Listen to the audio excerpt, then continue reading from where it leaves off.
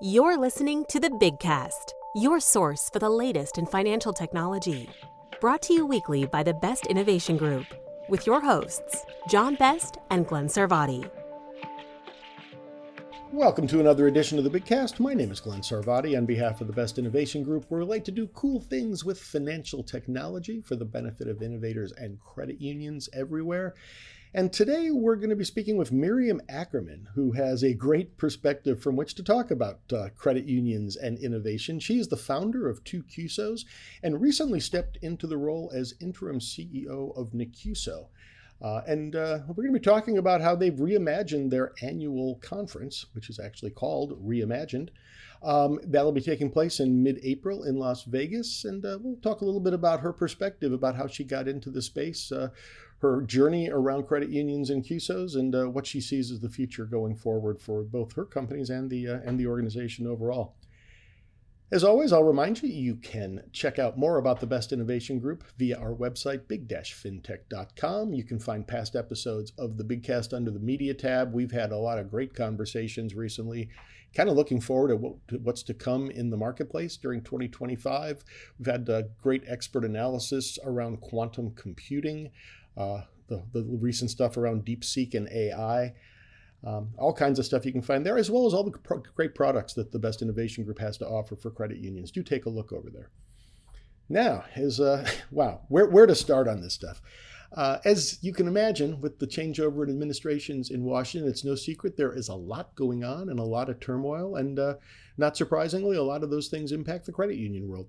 The first one that really jumps out at me this week is, you may recall the campaign promise back before the election, probably in the October timeframe, when Donald Trump said that he thought that there should be a 10% temporary cap on interest rates on balances on credit cards. I think we can get into a lot of detail about why that's a misguided idea, and that's probably an episode in itself. But I think we all kind of hoped that was just one of those things that kind of, all these campaign promises that kind of vanish, and we thought maybe it might. Well, it didn't. This week, a Senate bill was introduced to do exactly that. What was particularly interesting to me about this one is who is co-sponsoring the bill. Certainly didn't see this coming.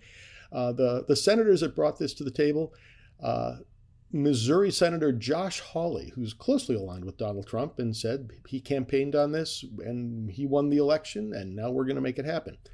His co-sponsor from the other side of the aisle, I guess not technically a Democrat, independent, Bernie Sanders, who also is saying, okay, yes, there should be an interest rate cap.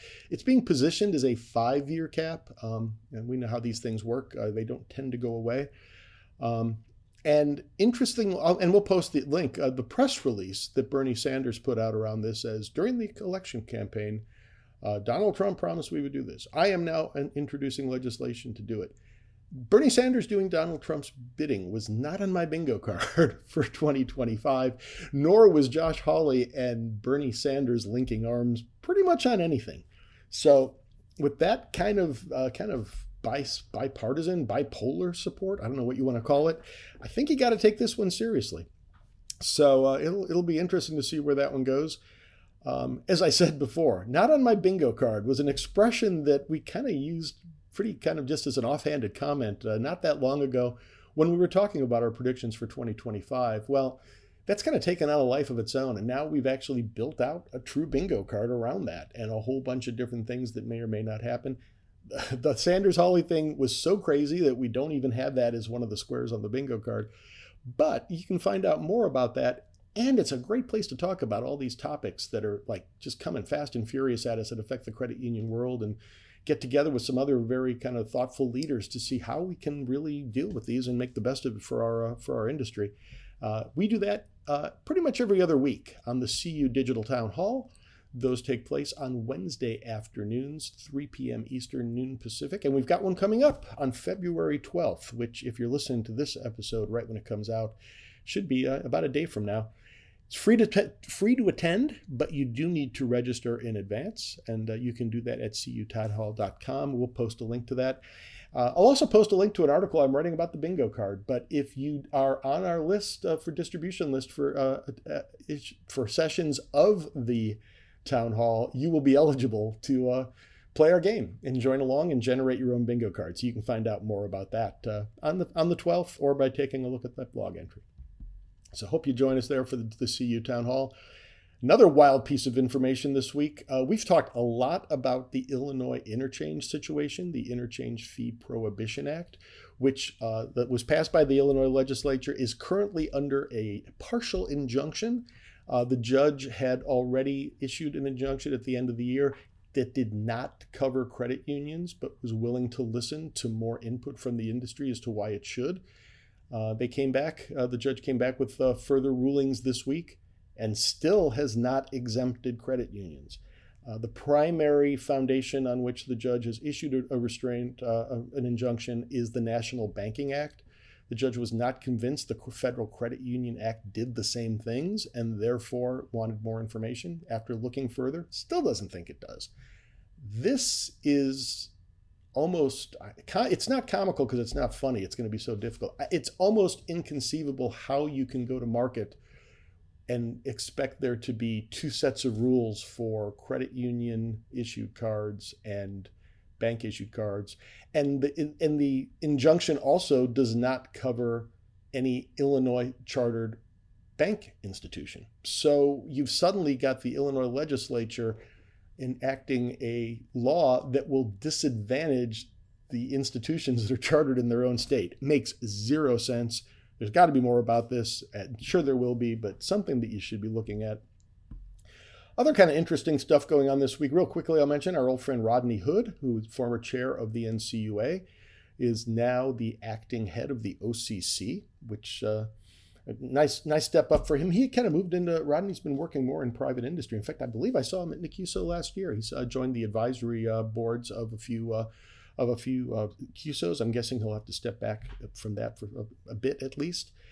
And another new appointment after a whopping 1 week in the job, Treasury Secretary Scott Bessent, who appointed himself a second job as the head of the CFPB after Rohit Chopra left the organization. Well, now he's moved that on to somebody else who's doing double duty. Russell Vaught, who just was confirmed as the head of the U.S. Office of Management and Budget, is now taking on the dual role also atop the CFPB. So that should be interesting. There's more on that to come, but let's get to our interview. We'll cover a few more things after we talk to Miriam Ackerman. As I said, Miriam is a serial entrepreneur. She's been involved in innovation for basically her whole career and has been doing some great stuff and was already on the board of NCUSO, has now stepped into the interim CEO role. Had a great conversation with her back in, I guess it was at Venture Tech where she was on stage most recently that I saw her. And I now wanted to kind of catch up and see what's going on for the NCUSO conference in Las Vegas coming up in April. So let's hear what Miriam had to say. I'm here with Miriam Ackerman, the interim CEO of NCUSO, and I'm appreciative you took the time. I am very interested in hearing more about and excited about attending the NCUSO Reimagine conference coming up in the middle of April. I believe it's April 14th to 16th this year in Las Vegas. And I know you've got some new stuff in the works. I'd love to hear a little bit more about how that's going to look. Absolutely. Glenn, it's a pleasure being with you again, to talk with you again. And it's actually April 14th through 17th, because we want to make sure we capture Transformation Thursday in there. Oh, that's right. Thank you. Which is also, is that a partnership with the Underground? Is that? We have a number of partners with it, and really looking at how can we help transform and boost the credit union industry. So the Underground, Circle, Bank Social, a number of other folks. Gotcha. So it's really a fantastic event at the end of our conference. And we just had Becky Reed on the podcast just a couple of weeks ago. So I think it all comes together with the new title, the theme of the conference, and the title of the conference is Reimagine. And I guess you've kind of reimagined the way you're approaching. I mean, I've been to NCUSO 2 or 3 years, but I know that you kind of set the kind of plan out a stake last year about kind of doing it differently. So what is different this year? Well, I think, yes, we set the bar high and we have a lot to live up to now. And so this conference really will be unlike any other credit union conference. We know that credit unions and CUSOs and sponsors, they have choices when it comes to events and attending sessions, navigating the industry. So this year we are working hard to focus on solutioning and how to get people solutioning conversations so they actually leave with tangible, actionable insights and partnerships. So we're introducing a number of new ways to do this, from a total redesign of how the exhibit hall functions, how we engage with vendors, how we engage with our credit unions. We offer a structured relationship building model that's designed to connect credit unions with the right solutions. So we changed the way the conversation works. And instead of a credit union coming to hear pitches or to be sold at, and instead of a sponsor coming ready with their A game and their one-liners, we want to start with what is a pain point, what is a problem, and how do people help to bring those solutions, whether it's partnerships and collaborations between CUSOs and fintechs, or serving credit unions, or credit unions serving other credit unions and partnering there. Because the hottest commodity that we don't have enough of is time. Yeah. So if NCUSO can help give people back time by getting to the conversation, the core, much faster, through structured introductions, solutioning conversations, it helps us to reimagine how we have these conversations and what we can send people home with. I think I saw on the agenda there's kind of, I don't know if they're called roundtable discussions, curious conversations. I think that's a little bit of what you're referring to. It's going to be a little bit more of kind of a breakout into smaller tables where you can have these kinds of conversations. Yeah, and structured, like I said, in a way that really changes the conversation. So yes, we're going to help prompt these. We're going to have hosts of these roundtables and make sure that the focus is on pain points, not on pitches. Yes, of course, and we'll talk about this, I'm sure. You will get to come to NCUSO and hear some really exciting pitches, but we're going to limit that and engage more in the why and the how than the what. Gotcha. And speaking of the pitches, my favorite, and I think to some extent kind of your landmark kind of marquee event, is the Next Big Idea competition. And I know that's still taking place. That's what usually, I forget, is it 3 or 5 companies you bring on stage to talk about some of the hottest new things that you've seen in the marketplace? Yeah, Glenn, this is a personal favorite for me. It was actually my first ever experience with NCUSO, and what got me so passionate about NCUSO, and why I then continued on to run for the board and serve on the board of the organization. It's always been an incredible platform for showcasing innovation in the credit union space. And this year we're taking it to the next level. The Next Big Idea competition will have bigger prizes, expanded mentorship for the winners. We are adding a third place prize as well. So it's a major new opportunity to get innovations in front of audiences, to start to help form those relationships, to provide some guidance and mentoring along the way, of course, with the cash prizes, but post-conference support of these organizations as well. So it's an exciting event. I had the honor last year of being one of the folks on stage asking the questions. I believe I'll be passing the mantle this year, but it's a game-changing opportunity for folks who want to either go deeper into the credit union space or announce themselves and get deeply involved in the credit union space. And as I recall, it's purely an audience vote, right, that actually chooses the winner? It is an audience vote. And you kind of, I think you started to allude to this. I think it's interesting. We mentioned at the beginning, you are the interim CEO. You are on the board of NCUSO. Your journey is, you are actually, I guess I'd say, a serial entrepreneur. I believe you were on stage with NetGiver, was the company that you actually presented with as one of the Next Big Idea competition players? Correct. So this was, unfortunately, there wasn't a stage that year. It was the virtual year, the COVID year. We did get to go up on stage for a money boa the following year. But yes, NetGiver was a participant in the Next Big Idea competition a number of years ago. And we had such a lot of fun. So it's been a real journey since then. Was that your first kind of experience with CUSOs? And I know, but just to kind of complete the trail too, you are now involved in a CUSO called Duom, right? Which is also presented at the launch party at Venture Tech this past November. Yes, precisely. At what point did that kind of make you go, hey, I want to be even a bigger part of this and be on the board?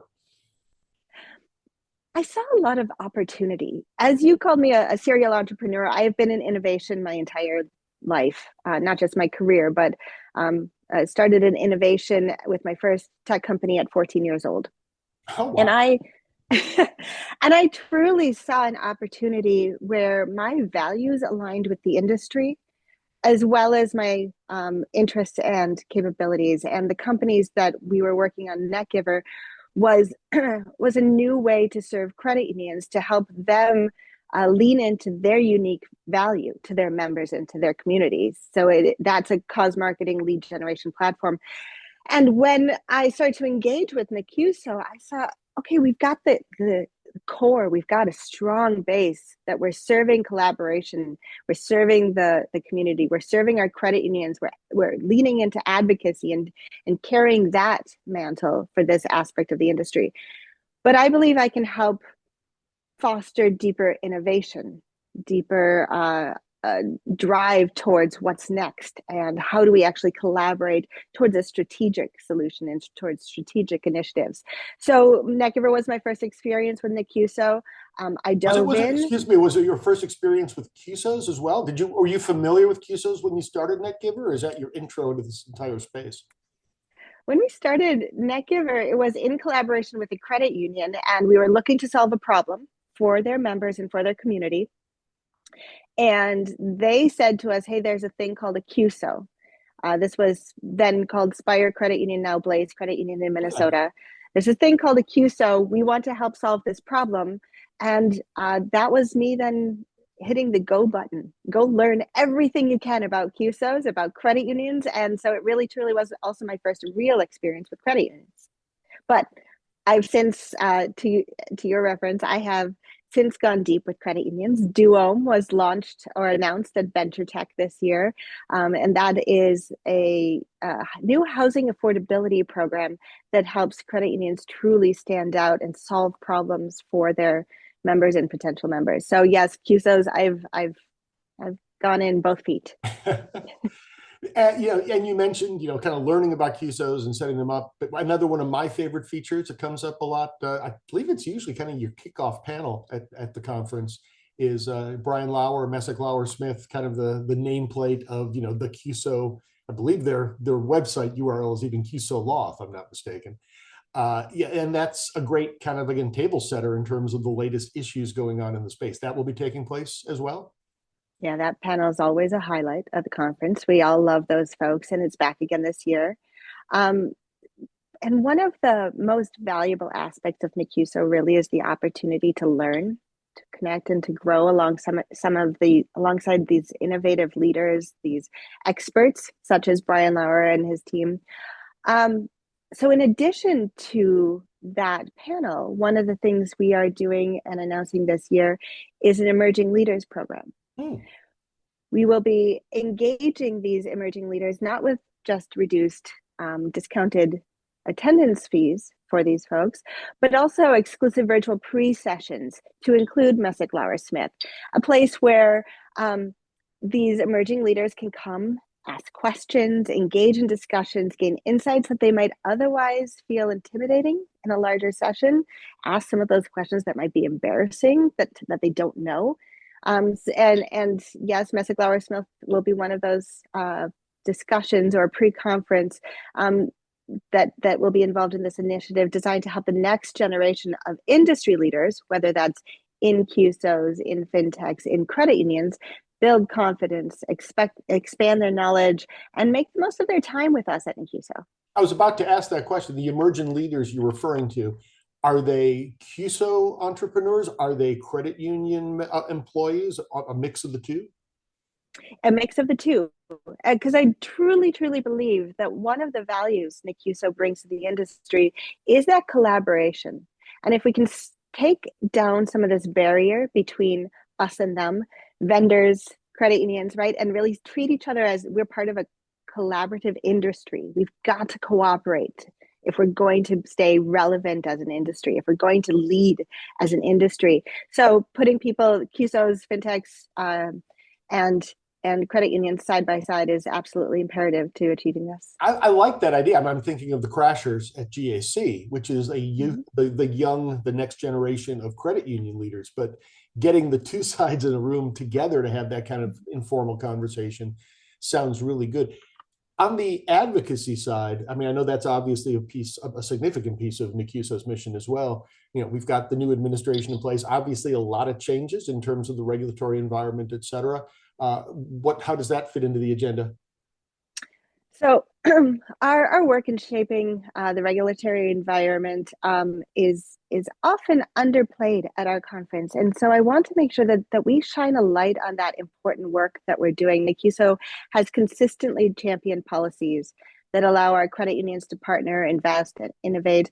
But we've kept this much behind the scenes. So moving forward, we're going to shine a brighter light on the impact of our advocacy efforts. Our team are dedicated to ensuring that regulations support and not stifle entrepreneurial collaboration. So you'll be hearing a lot more of those initiatives, as well as the fact that we recognize that NCUSO doesn't operate in a vacuum. With everything that's shifting so quickly in Washington, D.C. and across the country, we will actively seek partnerships with other industry groups to align efforts, amplify our collective voice, and just really, again, coming back to that cooperative, collaborative spirit. The more we can work together, the stronger the foundation we build for credit unions to thrive. So you'll see pieces of that throughout the conference, particularly at this year's closing party, which I hope you will be attending and stay for, because we're going to make advocacy a heck of a lot of fun. Oh, okay. Interesting teaser. Kind of curious where that one's going to go. Speaking of fun, I think that Ronaldo Hardy, you know, your predecessor in the CEO role, did a great job of kind of providing that spark and bringing the fun and the sneakers and things like that. I'm just kind of curious. I mean, obviously he's moved on to a different role. Anything you can say about you know, the future vision and how that may have altered the trajectory of NCUSO? Of course. I have to say, I have a different kind of footwear than Ronaldo. I tend to go for the pumps. Ronaldo and I rock different footwear. You will still see sneakers featured. He is truly an advocate for NCUSO, and he remains so. So while his departure was unexpected, he has worked with us to achieve a smooth and amicable transition. I wish him nothing but the best in his new role, which he feels called to him, and are grateful for the vision and foundation that he's helped build alongside the board during his time with NCUSO. So as interim CEO, my focus is on continuing that momentum, ensuring that we deliver to our members and to our credit unions and to our CUSOs, and that it's a seamless transition for our partners. I mean, you've stepped into quite a role. I mean, not only in the middle of, you know, right as the conference is really taking shape, but not only that, you've got your own CUSO to run as well as a board. You must be just a little busy, I guess. I say that I have multiple 100% attentions. I truly value this opportunity, and yes, NCUSO is getting my full attention right now. I'm grateful that my team at NetGiver and Duo have stepped into their roles and really taken ownership, allowing me to give my attention to NCUSO, because we do have a lot on our plate right now. We have a lot of exciting things that we're delivering, and not just with, of course, the NCUSO conference in April, but GAC is coming up, and that's a really important time. I was about to say, the timing is perfect. I mean, and you'll be at GAC, obviously, right? Oh, absolutely. And I do encourage people to pull me aside. It's going to be a whirlwind, like it always is for everybody, but it'll be a lot of fun. Pull me aside, say hello. I can't wait to see how we can, you know, take some of these relationships to the next level as well, with so many of the programs that we've built over the last 18 months and that we are continuing to build. So I think GAC will be an amazing opportunity to lean into our advocacy side, to really get some of that work done while we're in DC, while engaged in deeper relationships and conversations with partners. And speaking of undivided attention, I think you told me you've got a 1-year-old on top of all this as well. Many people will have seen him at last year's NCUSO conference and at GAC, actually. I wore him around quite a bit at the conference. He attended the new attendee session with me. He was only 4 months old at that time. He did an amazing job, and he will be with me again at this year's conference in Vegas. Great place for a 1-year-old, right? At NCUSO or GAC or both? Both. Oh, wow. Okay. So make sure he's got the app so he can make his own appointments too. And if people want to find out more, obviously GAC is a great place to kind of start the process, but to find out more about NCUSO specifically, go to the website. go to the website. I'd say go look even before GAC. We've got a lot of information. It's being updated all the time with the things that we're adding to the conference and deeper information. If you're interested in exploring the new programs and partnerships we have built and are developing, I welcome you to reach out to me, have a conversation, invite me to a coffee if we happen to be in the same place at GAC. As well as then you can also follow us on social media for updates. But I'm always happy to connect, share more about what NCUSO is doing and how we can work together. Miriam Ackerman, the interim CEO of NCUSO. Thanks for taking the time. Can't wait to see you in Washington first and then in Vegas for NCUSO Reimagining. It was a real pleasure, Glenn. Thank you so much. So we'll be posting in our show notes, which you can track down at the website, and you should be able to click through if you're checking us out on Spotify, Apple Music, Amazon, etc., via the podcast apps. We'll be posting links to both the next Big Idea competition, if you happen to be a CUSO that might be interested in participating, and for the NCUSO Reimagine Conference overall. Again, in mid-April out in Las Vegas, I'll be there, and I think it's a worthwhile opportunity to really jump in with both feet on a lot of stuff going on in the space. So hope to see you there. Let's get back to a little bit before we wrap this up. Other news that popped up this week. This was a really rough one that came up at the end. USAID, obviously has been getting a lot of press about the shutdown of foreign aid and whatnot. Never occurred to me that actually had credit union spillover effects. But it was just announced just before the weekend that the World Council of Credit Unions is laying off half of its staff. I had no idea that they're one of the recipients of USAID funding. And apparently USAID provided 99% of their developmental grants for credit unions working overseas, and overall half of the total revenue of the World Council of Credit Unions. So apparently half of their staff of roughly 30 has been furloughed. There's still a lot of lack of clarity around exactly what's going to happen with everything with USAID. So that one, again, bears watching, but a pretty little unpleasant surprise that popped up in another unexpected corner of side effects. Sheila Bair, you probably remember her name as well. She was the former chair of the FDIC, and apparently now she is, one of her many roles, I guess, is a senior advisor to something called the Center for Financial Stability. I've tried to find out more about this organization. They're a think tank in DC, like who's funding them and what their general kind of premise and philosophy is. I've come up pretty empty. So if anybody knows more about the Center for Financial Stability, let me know. But Sheila Bair recently did an article in the Washington Post, an op-ed piece, where she came down very strongly against the tax exemption that is in place, for credit unions as nonprofits and serving the benefit of their members, that they do not pay tax on their profits. She is strongly coming out against that and using as one of her examples a credit union acquisition of a community bank that she happens to be a customer of, I should say. Interesting. So she has an interesting kind of perspective on that. And it's a pretty compelling voice of an insider that's actually making this. There's a lot more noise around the tax exemption than we have heard in some time. Back to the bingo card. We did have this as one of the predictions. It's something that might come up this year. So we've checked that one off our bingo card already. And that one we better be watching very closely. Also, word popped up. This was reported by the CU Today website, that the House Financial Services Committee, at least the GOP side of it, is going on a retreat this week to talk about exactly how they're dealing with budget issues and looking to close budget gaps and whatnot. And it seems that this tax exemption is on their broad list of things to be looking at around credit unions. More troubling on that is the Independent Community Bankers Association is apparently invited to join that offsite retreat.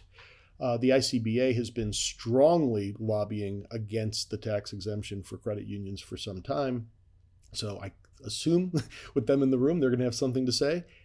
On the other hand, the credit union lobbying community is not going to be represented in the room for whatever reason. As a lobbyist that I've spoken to frequently and who I respect quite a bit in terms of his knowledge of the space, has said rather starkly, and not about this, but in general, but I think it clearly applies, if you don't have a seat at the table, you're on the menu. So another one that we have to be watching for. GAC is obviously a great venue to be talking about these things and pretty timely. It's going to be coming up just in a few weeks. Hope to see you all there. Be sure to drop a note if you're going to be there. We'd love to track you down. And again, CUSO and the Reimagine conference is a great place to find opportunities to kind of hash through these items as well. So the conversation continues. Thanks again to Miriam Ackerman for talking to us this week. You can always find out more about the Best Innovation Group by checking out our website, big-fintech.com. John Best has already teased that he's got something in the works for BlueSky. So we've already got coverage at Big FinTech and my firm, 154 Advisors, also on BlueSky. But there's more of that to come. So we'll be talking about that as the opportunity arises to kind of go out of stealth mode on that one. You can find me on LinkedIn. You can find the Best Innovation Group and our Grand Poobah John Best on LinkedIn as well. You can always find us with new content on the Bigcast. We typically drop it on Tuesdays, and you can find it right there on the website, big-fintech.com, under the media tab. You can also find us and subscribe to us, like us, whatever they do on the individual platforms at Amazon, Apple Music, Spotify, etc., etc. Already got some great stuff coming up next week on the lending side. So you'll be hearing a little bit more about some opportunities about a product called Loan NFT that's being in the works with our friend Lamont Black. We'll be talking to him next week. Always love to hear from you. Drop a note. Let us know what you're thinking. And as always, thanks so much for listening.